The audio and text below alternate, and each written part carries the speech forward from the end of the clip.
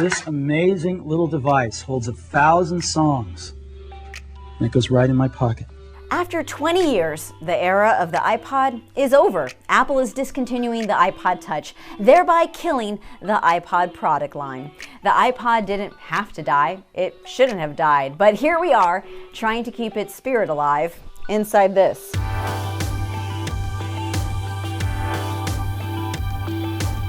It's official. SanDisk wins the MP3 player wars. It outlived the iPod. Nice work, buddy.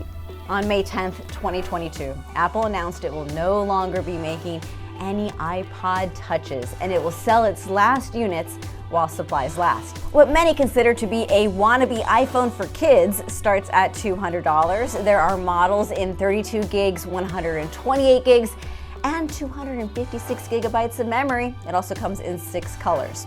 So that's the end for the iPod line of products. It's a bit disappointing to think that the gadget that changed the music industry had its final form as a non-phone iPhone. Or, maybe you could think of it as a game console with a camera. It's just not dignified for the iPod to go out like that. She's like a Hollywood movie icon who got too much plastic surgery, becoming something unrecognizable to stay relevant. But certainly no one was going to buy the Ipod Touch just because they needed a portable music player.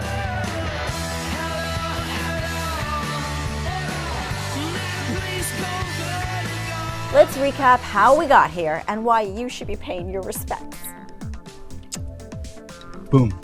That's iPod. I happen to have one right here in my pocket, matter of fact. There it is, right there. The first iPod came out in October of 2001. iTunes software was new, just a baby, not even a year old yet. This model of iPod featured a scroll wheel that you physically turned with your finger. It had 5 or 10 gigs of storage, and it had an actual hard drive inside of it. Don't drop it! No, seriously, it was doomed if you dropped it.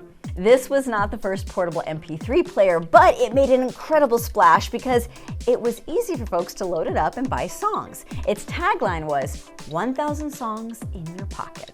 The iPod started this transformation for Apple to go from a computer manufacturer to the giant company it is today. And as Apple evolved and reinvented itself, so did the iPod, layering more features onto each generation. Different wheel controls, adding color to the display for viewing photos, adding more storage, coming in different sizes, like the iPod mini with all of its color options.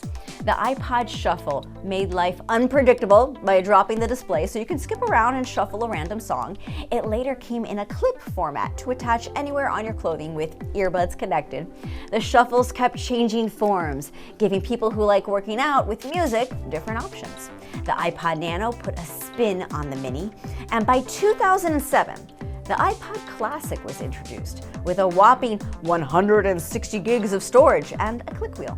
In 2009, the Nano added a camera and a microphone, and then we got the Nano that basically looked like an Apple Watch. Heck, you could attach a band and make it a watch. It's called the Ipod Touch. In September of 2007, we got the Ipod Touch, which looked and worked very much like the iPhone.